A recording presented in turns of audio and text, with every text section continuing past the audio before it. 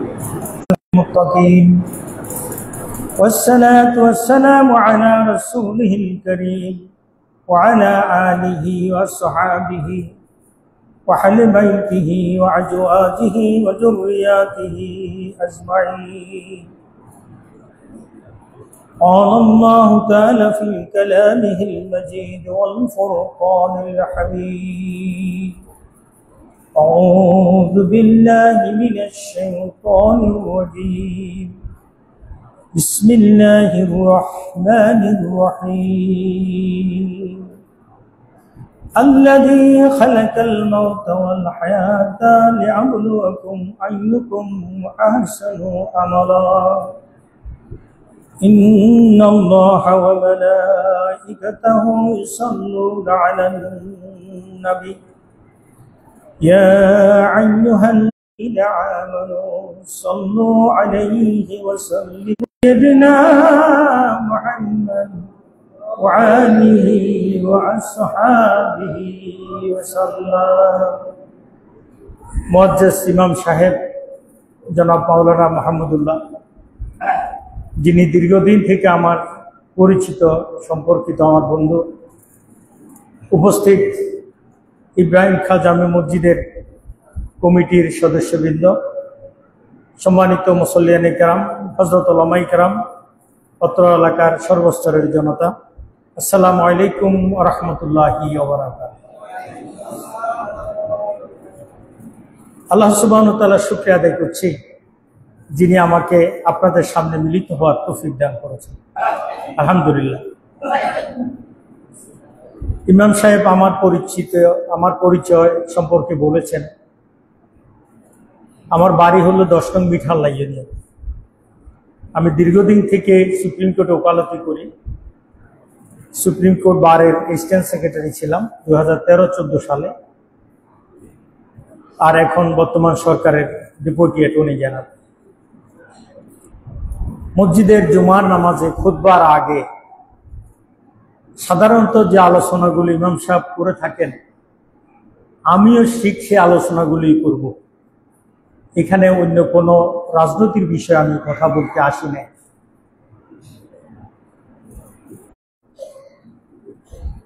যদিও আমার অন্য একটা হায়াত, আল্লাহ রাব্বুল আলামিন সৃষ্টি করেছেন মাউতা, মৃত্যুকে, ওয়াল হায়াতা, এরপরে তার হায়াতকে, তার জীবনকে। আল্লাহ রাব্বুল আলামিন দেখতে চান তোমাদের কমপ্লিট করা বাকি আছে। তো মনে হয় বিল্ডিংটা একটা মেয়ে 3টা, যদি ছেলেটা চাকরি হয় বিয়ে করাইতে পারি, মেয়ে 3টে বিয়ে দিতে পারি, তাহলে আমার মোটামুটি শান্তি, দায় দায়িত্ব শেষ।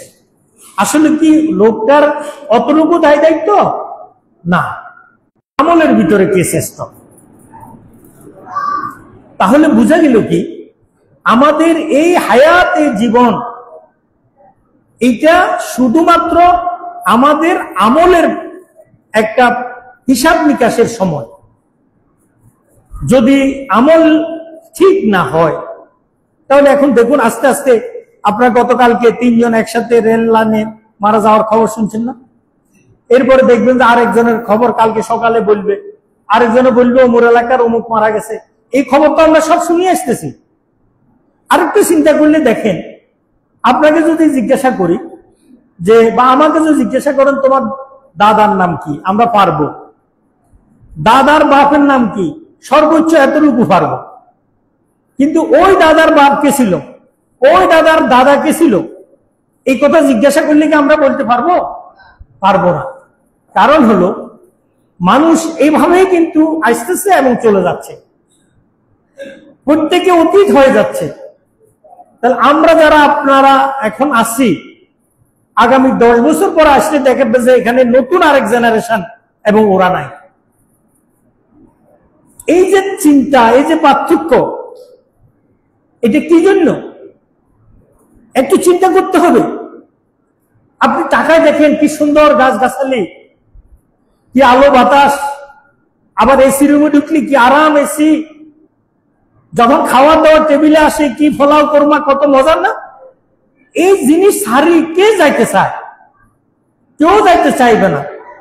কিন্তু এই সমস্ত নিয়ামত গুলো থেকে আমাদের যারা আল্লাহর সৃষ্টি অনেকেই শিক্ষা গ্রহণ করে না। আল্লাহ রাব্বুল আলামিন বলছেন, ইন্না ফি খালকিস সামাওয়াতি ওয়াল আরদ ওয়াক্তিলাফিল লাইলি ওয়ান নাহারি লাআয়াতান লিউলিল আলবাব।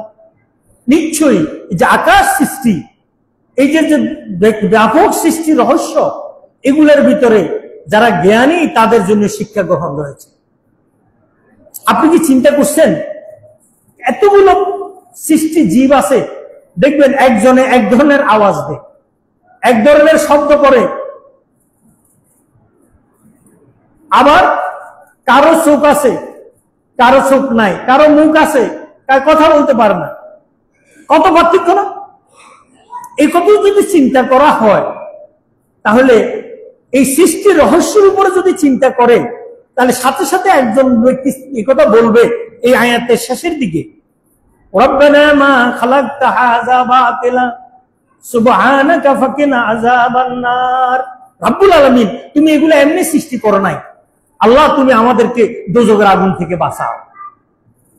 এই চিন্তা আসে না? আপনি দেখেন, আপনি একটু চিন্তা করে দেখেন না, যে একদম খুব মোটা আর একজন খুব পাতলা, একজনে এতগুলো খায় একজনে এতগুলো খায়, সবাই বাঁচতেছে। আমি এত বড় দেহ নিয়ে প্রাণ আছে, ছোট্ট একটা ফিগুলিকে একটু ছোট্ট, সেটা হাঁটতেছে, তাহলে ওটারও জীবন আছে। তাহলে এই যে সৃষ্টির ভিতরে আল্লাহ কেন এত সৃষ্টি করেছেন? শুধুমাত্র যারা জ্ঞানী তাদের জন্য, শিক্ষার জন্য। তারপরেও আল্লাহ বলতেছে তোমরা আমাকে মানো, আমার হুকুম মেনে চলো, আমার আইন মেনে চলো, আমার বিধান মেনে চলো, আমার সৃষ্টিগুলো দেখো। আপনি দেখেন বাংলাদেশে আছেন আপনি এক ধরনের, ঠিক সৌদি আরব যান, সেখানে আরেক ধরনের চিহ্ন না? আপনি গাছ একটা খুঁজতে হলে আপনাকে কিলোমিটার পর কিলোমিটার যাইতে হবে, সব মরুভূমি। আমাদের এখানে পানির জন্য আমরা হাঁটতে পারি না, সেখানে একটা পুকুর আমার মনে হয় সৌদি আরব খুঁজে পাবে না, যে পুকুর নাই। তাহলে এই যে সৃষ্টির ভিতরে কত পার্থক্য। আপনি যদি লন্ডন যান, আমি ম্যানচেস্টার থেকে স্কটল্যান্ড যাওয়ার পথে দেখলাম পুরা রাস্তার দুই পাশে পাহাড়, মনে হইতেছে এগুলো একদম কি সুন্দর করে আর্টিফিশিয়ালি সাজানো। আসলে আর্টিফিশিয়ালি সাজানো না, এগুলো একটার পর একটা ঘাস লাগিয়ে এত সুন্দর করেছে, মাঠের পর মাঠের পর মাঠ, কি সুন্দর সাজানো। বাতাস কন্ট্রোল করার জন্য সেখানে কতগুলো স্ট্যান্ড দেওয়া আছে, এগুলো আবহাওয়া নিয়ন্ত্রণ করে। তাহলে আপনি সৌদি আরব গেলে এক ধরন, আমেরিকা গেলে এক ধরন। আর আমাদের দেশে যখন আমরা এখন নামাজ পড়তেছি, আমেরিকার লোকেরা এখন ঘুম, কমপ্লিট উল্টা। খেয়াল করছেন কিনা? কেন? আল্লাহ বলছে যে আমার এমন কোন সময় নেই যে সময় আমার জিকির করছে না, আপনার সৃষ্টি জিকির করছে না। এখন যদি আপনি চিন্তা করেন, আমি যখন ঘুমাই তখন আমেরিকার লোকেরা নামাজ পড়ে, আমেরিকার লোকেরা যখন নামাজ পড়ে আমরা তখন কোথায় ঘুমায়, ভাত খাই, এগুলাতে। এই যে কত সৃষ্টির রহস্য, আলহামদুলিল্লাহ, একটু চিন্তা করলে মন ভরে যায়। আল্লামা দেলোয়ার হোসেন সাইদি সাহেব চিটাগং তাফসীর মাহফিলে একটা উদাহরণ দিয়েছিলেন। বিশাল এক বট গাছ আছে না? এই বট গাছের দিকে আপনি তাকান, এক একটা বট গাছের বিচি খুব ছোট ছোট না? একটা লোক হাঁটতে হাঁটতে গিয়ে বট গাছের নিচে গিয়ে বসছে, একটু তন্দ্রা চলে আসছে, ঘুমানোর জন্য সিটে ঘুমাচ্ছে। হঠাৎ করে আকাশের থেকে, অর্থাৎ বট গাছ থেকে একটা ফল, বটের ফল আর কি, এটা ছুড়ে লোকটার নাকের উপর পড়ছে। সে লাভ ডিউটি বলছে যে আল্লাহ, বুঝছি তোমার সৃষ্টির রহস্য। এত বড় বট গাছ, যদি ফলটা যদি তালের মতো হইতো, জাম্বুরের মতো হইতো, তাহলে লোকটার কি অবস্থা হইতো? তো ওই আয়াতটা আল্লাহ বলছেন কি, রাব্বানা মা খালাকতা হাযা বাতিলা। এই সমস্ত সৃষ্টিকে আল্লাহ এমনি এমনি সৃষ্টি করে নাই। প্রশ্ন জাগে না মাছের মধ্যে, যে এমনি সব ঠিক আছে, মাছই একটা কি দরকার ছিল? আসে না? দেখবে খুব করে কানে ডিস্টার্ব করতেছে, মশা একটা এখান দিয়ে বসে যাচ্ছে, অথচ এই একটা মশা দিয়ে আল্লাহ রাব্বুল আলামিন নমরুদকে কি করছিল? শেষ করে দিয়েছিল। ক্যাসুর কি দরকার? আমরা জমি ঘাস করতে গিয়ে দেখেন না, ক্যাসু, লম্বা লম্বা ক্যাসু, এটা কি দরকার? অথচ বিজ্ঞান বলছে এই ক্যাসুগুলো মাটির ভিতরে ভিতরে গিয়ে গিয়ে জমিগুলোকে কি করে? উর্বর করে, ব্যাকটেরিয়া বৃদ্ধি করে। উপরে যখন আপনি চাষাবাস ফলান, তখন ওইখান থেকে কি হয়? উর্বরতা বৃদ্ধি হয়। আল্লাহু আকবার। কি চমৎকার ভাবে আপনি যদি শরীরের ভিতর ঢুকেন, একটা ফ্যাটের ভিতরে যে নাড়ি বুড়ি আছে, এখান থেকে আপনি লম্বা করলে 17 মিনিট শতমার ডিগ্রি পর্যন্ত চলে যাবে, ব্যাপারটা এরকম। ডাক্তাররা বলছে এত ফিট লম্বা, এত ফিট লম্বা। এবং যদি কারো কোনো অসুবিধা হয়, কারো 3 ফুট, কারো 2 ফুট কাটি ফেলে, কাটি আবার জোড়া লাগায়, আবার এটা মানুষটা বাঁচে। আল্লাহ রাব্বুল আলামিন আমাদের বডিটাকে ওইভাবে কি এমন ভাবে ফিটিং করে দিয়েছিলেন, শুধুমাত্র কেন আমি আপনি কোন যুক্তিতে যাতে আল্লাহ থেকে দূরে না যায়। আল্লাহু আকবার। এত কিছু করার কারণটা কি? শুধু একটার জন্য, আমরা যাতে করে আল্লাহকে কি করি, মেনে চলি। আল্লাহ বলছেন তোমাকে মৃত্যুর স্বাদ গ্রহণ করতে হবে। কুল্লু নাফসিন যায়িকাতুল মাউত, এমন কোন নফস নাই মৃত্যুর স্বাদ গ্রহণ করবে না। আল্লাহ বলছেন মৃত্যুটা এমন, যেখানে আপনি থাকেন না কেন, মনে করেন আপনি দূরে চলে গেলেন, একটা বাক্স বানাইলেন, এটাকে ফিটিং করে আলো বাতাস কিচ্ছু ঢুকলো না, এরকম এক জায়গায় যদি কোনো ব্যক্তিকে আটকে রাখেন, ফেরেশতা, মৃত্যুর ফেরেশতা সেখানে ঢুকবে এবং সেখান থেকে কি রূহ কবজ করে নিয়ে আসবে। আইনামা তাকুনু ইদরিকুল মাউত ওয়ালাউ কুনতা ফী বুরুজিন মুশাইয়াদা। আইনামা তাকুনু ইদরিকুল মাউত, মৃত্যু এটা ডেফিনেটলি কথা, এমন একটা জিনিস যেখানে আপনি থাকেন না কেন সেটা সেখানে পৌঁছে যাবে। আল্লাহু আকবার। আপনি বাঁচার জন্য থাইল্যান্ড গেলেন, থাইল্যান্ড থেকে লাশ হয়ে আসতেছে না? যদি চিকিৎসা মানুষকে ভালো করতো, ওই লোকটা তো ভালো হয়ে চলে আসতো। তাহলে ভালো মন্দ চিকিৎসা সবকিছুর ফায়সালা কে করে? আল্লাহ রাব্বুল আলামিন। এটার নাম হলো ঈমান। এটা আমাদেরকে কমপ্লিটলি বিশ্বাস স্থাপন করতে হবে। এখন মানুষ যখন মরে যায়, উনি বলছিল কবরের আমাদের কি হবে, কবরের জবাবগুলো বলছে। হাদিস শরীফে আসছে মানুষ যখন মরে যায় 3টা জিনিস তার সাথে যায়। 3টা জিনিস। একটা হলো তার আহাল যায়, আত্মীয় স্বজন পরিবার অনেক মানুষ যায় না একসাথে, যাবে। দ্বিতীয় জিনিসটা হলো যে তার সম্পদ, কিছু জিনিসপত্র, টাকা পয়সা এগুলো নিয়ে যায় সাথে করি, অনেকে সেগুলো বিলি করে, বিতরণ করে, আবার এগুলো অনেকগুলো ফেরত চলে আসে। তৃতীয় জিনিস সাথে যায়, সেটার নাম হলো আমল। তৃতীয় জিনিসের নাম কি? আমল। ওই আমলটা যার থাকবে, এই আমলটাকে দুনিয়ার ভাষায় একজন হুজুর আমাদের এই চামেলিবাগের আলেম, উনি বলছিলেন এই আমলগুলো হলো পরকালের ডলারের মতো। আপনারা যারা বিদেশে যাবেন দেখবেন, বাংলাদেশ থেকে আমরা যারা টাকা এবং ডলার নিয়ে যাই, যার বেশি টাকা থাকে, ডলার থাকে, সে কিন্তু আরামে ঘুরতে পারে, বেড়াইতে পারে, জিনিস কিনতে পারে। কিন্তু আস্তে আস্তে যখন ওগুলো শেষ হয়ে যায়, খরচ হয়ে যায়, শেষের দিকে সবাই কিন্তু টানে পড়ে যায়। আসেন না বিদেশের অভিজ্ঞতা অনেকের? আপনি বাজারে যান না, বাজারে যাওয়ার সময় টাকা পয়সা নিছেন, যদি সব টাকার বাজার করে ফেলেন তার কি থাকে? এই জন্য কাল হাসরের ময়দানে যেদিন কঠিন অবস্থা তৈরি হবে, সেদিন দুনিয়ার উপর আমরা যে আমলটা করি, সে আমলটা সেখানে আমার ওই ডলারের মতো কাজ দিবে। শুধু তাই নয়, একটা হাদিস শরীফ আমি পড়েছি, যখন আযাবগুলো শুরু হয় আপনি দেখবেন, তখন আযাব যখন ডান দিক থেকে আসে, তখন ডান দিক থেকে আপনার কিছু আমল সেখানে গিয়ে দাঁড়ায় যায়, সে প্রোটেকশন দেয়। যখন বাম দিক থেকে আযাব আসা শুরু হয়, কিছু আমল তখন বাম দিক থেকে ওরা প্রোটেকশন দেয়। এমন বলা আছে যে মসজিদে আমরা নামাজ পড়তে আসি, কেন মসজিদে নামাজ পড়তে বলা হয়েছে?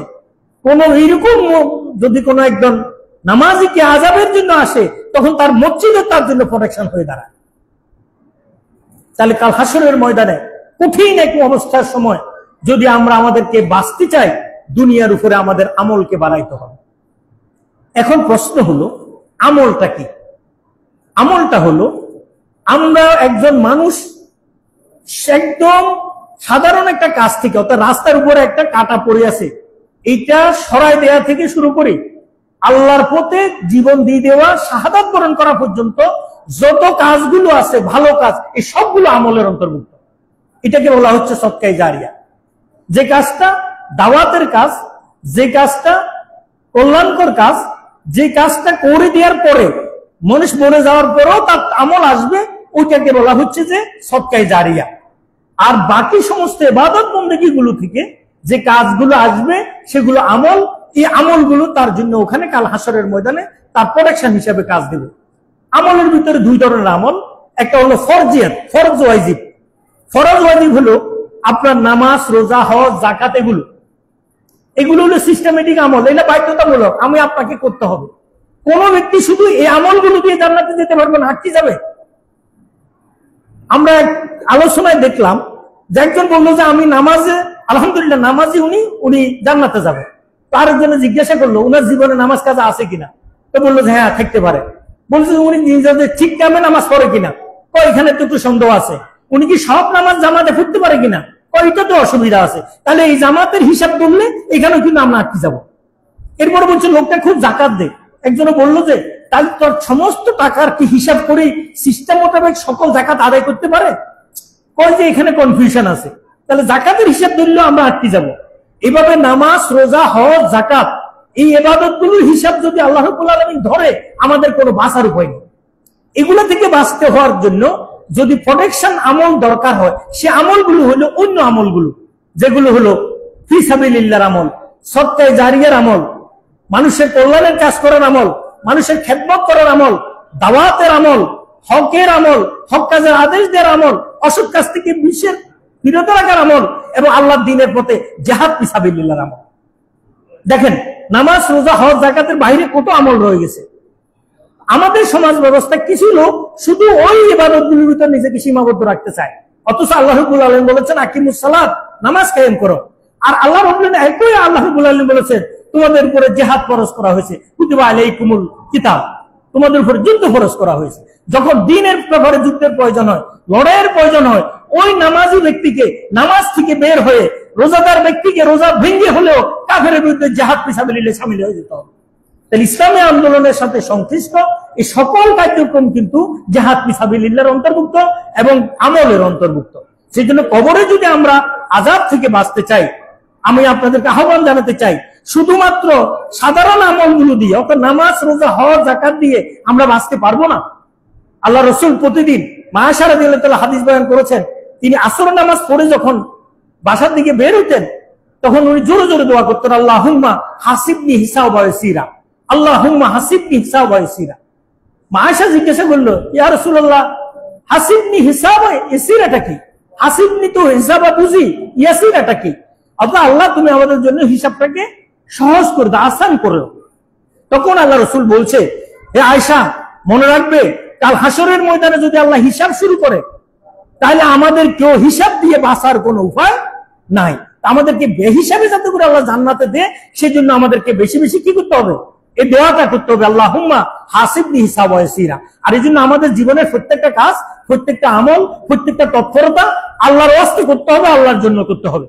তাহলে আমি কাউকে ভালোবাসবো আল্লাহর জন্য, কাউকে শত্রুতা করবো আল্লাহর জন্য, কাউকে খাওয়াবো আল্লাহর জন্য, কারো বিরোধিতা করবো আল্লাহর জন্য, কাউকে আমি সমর্থন দেবো আল্লাহর জন্য, কাউকে সমর্থন প্রত্যাহার করবো সেটাও আল্লাহর জন্য।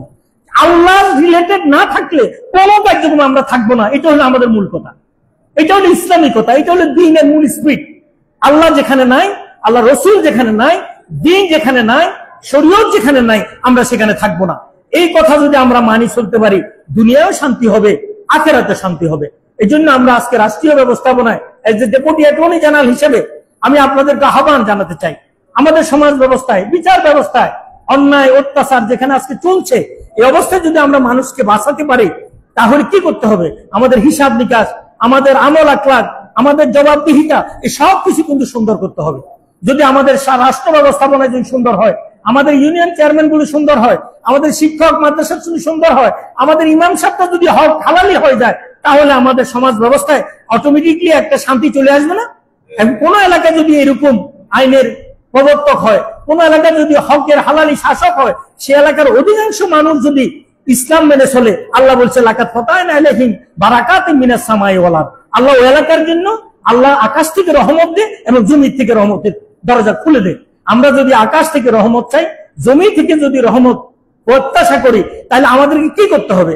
আল্লাহ এবং তার রাসূল অনুসারে আমাদের জীবনের প্রত্যেকটি কাজ করতে হবে। আল্লাহ রাব্বুল আলামিন আমাদের সবাইকে আমল করার তৌফিক দান করুন, আমিন। বারিকাল্লাহু লানা ওয়া লাকুম ফিল কুরআনিল আযীম ওয়া নাফা'না আয়াতিল ওয়া যিকরিল হাকীম ইন্নাহু তাআলা জাওয়াদুন কারীমুন ওয়ালাইকুম।